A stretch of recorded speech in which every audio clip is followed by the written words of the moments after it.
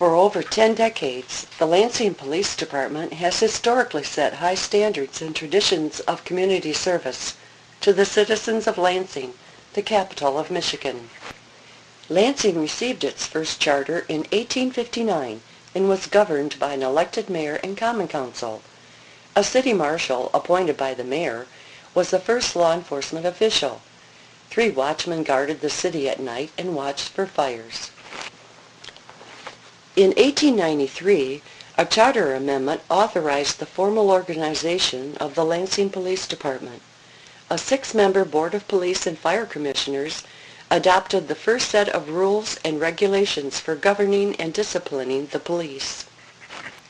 To become a sworn Lansing police officer, a civilian must take an oath of office. After taking this oath, the officer receives the power of arrest, granted to peace officers by law. The officer also receives the badge of office. These are badges worn by LPD officers since 1893.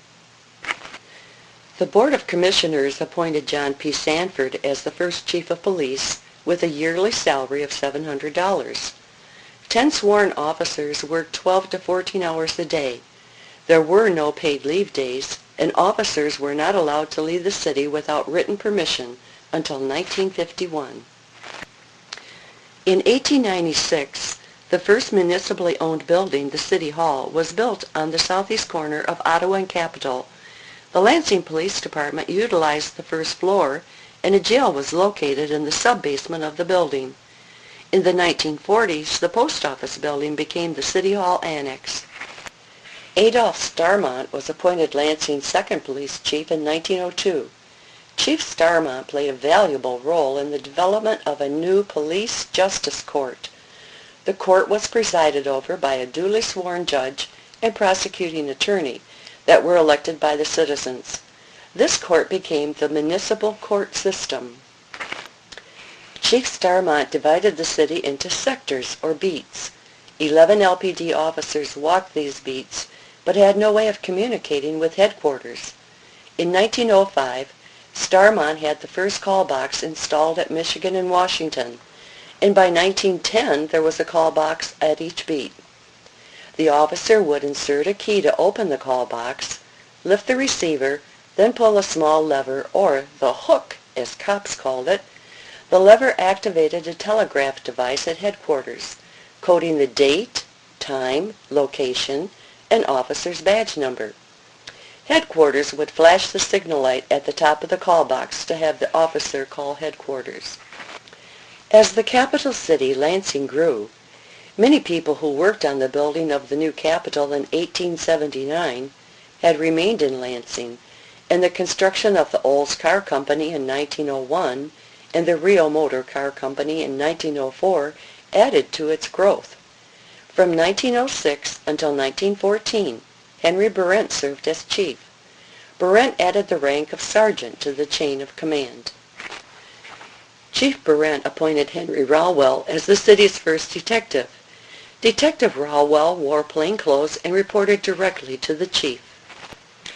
Known as a strict disciplinarian, Chief Berent initiated an inspection of troops before officers went out to their beats. He also created a juvenile policy, whereby all parents were called to the police station for a chat with the chief before they could take their troubled child home. He insisted the officers use discretion when making an arrest. Instead of dragging a drunk person all the way to headquarters to sleep it off, the officer would summon a hack or taxi to take the person home. In 1909, LPD received on loan an Oldsmobile patrol wagon called the Black Maria. Senior officers, called drivers, worked 14 to 16 hours a day. During the first 2 years of service, they assisted in 722 arrests, responded to 233 accidents, attended 114 fires, made ambulance runs, and traveled over 5,500 miles, all at a cost of $839. That included 2,000 gallons of gasoline and 1 set of balloon tires. By 1911, an Indian brand motorcycle was added to the first traffic service. By the early 1900s, Lansing streets were bricked or paved. 12 schools housed 5,000 students. There were 2 large department stores and 25 churches. The streets were filled with an electric streetcar, automobiles, horse and buggies, and pedestrians. To aid in the traffic congestion, a portable stop-and-go signpost, placed at Michigan and Washington, was manned by an officer in an attempt to regulate the traffic. This was not an easy task. By 1922, the stop-and-go sign was replaced by the crow's nest, the first electronic traffic signal. An officer sat in the top of the tower and would ring a bell before manually changing the light from red to green. The tower was replaced with an overhead traffic signal in 1926. Highly recruited by legislatures and businessmen, Alfred Seymour, after 26 years with the Detroit Police Department, served as police chief from 1918 to 1938. Seymour took the reins at the beginning of Prohibition that was followed by the Great Depression of the late 1930s. Of the 33 officers on the force, 16 were first-year patrolmen. Officers were still required to pay for their own uniforms and the new Colt-positive .32 caliber revolver they were issued. Chief Seymour insisted officers make written reports of their activities and memorize state code handbooks and city ordinances. In 1928, Sergeant Harry Snyder developed a safety education program for school children. He designed a replica of an officer to warn drivers to slow down in school areas. This idea was used by other cities. To thank the safeties, an annual safety picnic was held at Lake Lansing. In 1938, Officer Benedict developed driver's education classes for high school students and a puppet program for grade schools. In 1948, Lieutenant Herb McCork took on the role of Mr. Safety and continued the Safety Sammy ventriloquist program. In 1931, the first police radio transmitter, WDPL, went into operation. After receiving a call for service, the dispatcher, a licensed radio operator, would broadcast the call 3 times to one of the 4 scout cars with a receiver. The officers would proceed to the call and, using the nearest telephone or call box, report that they had arrived on the scene. In 1938, 5 two-way radio units were installed in patrol cars.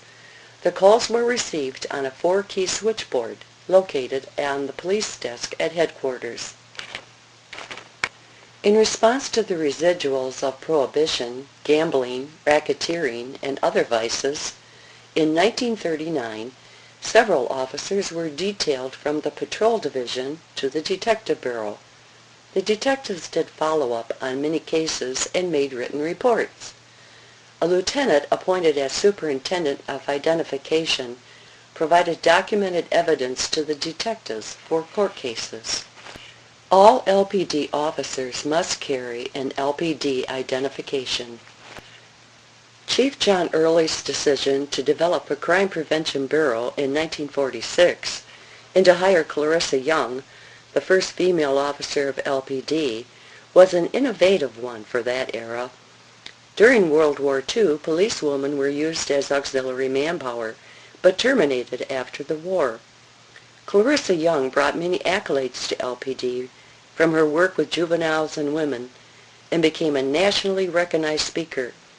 She retired in 1972 with the rank of captain, one of the first females to attain that rank in a department of similar size. A new 10-story City Hall, built in 1958, rises behind the old City Hall Annex. The Lansing Police Department moved to its new site, a 6-story building located to the right. The Communication Dispatch Center is often the first line of communication between the public and police officers. In the 1960s, a statewide computer information bank known as the LEAN, Law Enforcement Information Network, also provided access to NCIC, the National Crime Information Center, allowing LPD connections with police departments throughout the United States. In the mid-1970s, The 911 Center, serving most of Ingham County, became a part of the center. Over the years, through training and the dedication of LPD officers, several special units now serve Lansing citizens. In 1968, Sergeant Keith Getz and Detective Ray Warner organized the first dive squad. A Lansing Police helicopter unit, Air 80, served Lansing citizens from 1974 to 1991. Partially funded by a grant from the Michigan Criminal Justice Program, the craft proved to be an excellent crime-fighting tool for the patrol officers and the citizens. Sergeant Nancy Cochran Small joined LPD in 1973 as the first uniformed female officer to work the streets in the patrol division. From 1976 to 1987, Richard Gleason served as chief. A Crime Control Act of 1973 had initiated the development of a START team, Special Tactics and Rescue Team. This highly trained group of officers is called into service during high-risk situations, such as a barricaded person or someone being held as a hostage. When a police officer dies in the line of duty, the tragedy affects the whole community, but is an everlasting memory for fellow officers and their families. We remember. Alexander Lang, 57, was killed on duty when struck by an automobile. Patrolman Gottlieb Sohn, 61, died of an apparent heart attack during an altercation with a subject he had arrested in 1942. Officer Mac J. Donnelly, Jr., 35, died in the line of duty during the safe release of 4 civilian hostages during a bank robbery in 1977. Officer Dean Whitehead died while on duty during an accidental crash of Air 80 in 1985. Lansing Police Parks Officer Julie Englehart died during the process of investigating a routine call near a park in 1988. Lansing Police organized its first K-9 unit in 1986. The training course for the officer and dog moved from basic obedience to hand signal commands, agitation methods, and tracking and locating suspects.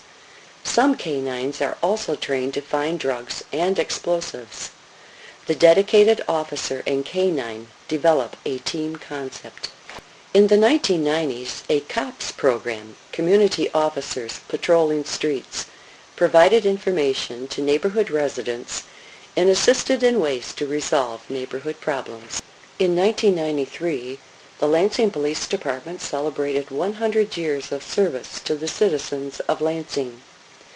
Many celebrations were held.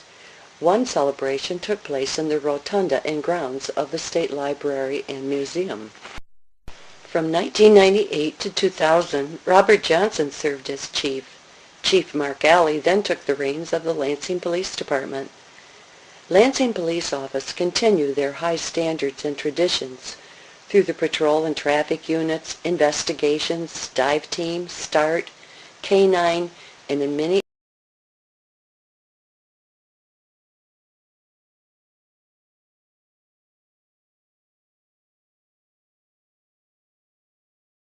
police officers are continually exposed to the physical and emotional trauma of people in conflict as well as to the criminal element. They are expected to make instant critical decisions in high-pressure situations. Police officers must be self-disciplined, logical, motivated persons willing to abide by a professional code of ethics and accept the fact that their actions will be scrutinized.